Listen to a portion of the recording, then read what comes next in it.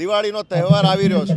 ભગવાન રામ જ્યારે અયોધ્યા પરત ફર્યા ત્યારે રામ રાજ્ય માટે આખા નગરની જનતાએ દિવાળી ઉજવી, પણ આ ગુજરાતની લાચારી એ છે કે જ્યારે ખેડૂતોનો અવાજ ઉઠાવતા, ખેડૂતો માટે લડતા લોકોને જેલમાં જવું પડે છે અને તોડબાજો, રેપિસ્ટો, બુટલેગરો ખુલ્લા ફરી રહ્યા છે, ત્યારે ખરેખર ગુજરાતની જનતાએ આ દિવાળીના તહેવારમાં મંથન કરવું પડશે, આપણો આત્મા જગાડવો પડશે કે ક્યાં સુધી આપણે આપણા યુવાન દીકરાઓના, ખેડૂત પુત્રોનો ભોગ લેતા રહીશું ને આપણે જોતા રહીશું। જ્યારે આપણા પોતાના ઘરમાં જ્યાં સુધી આ આગ આવે ત્યારે જ આપણે જાગીશું।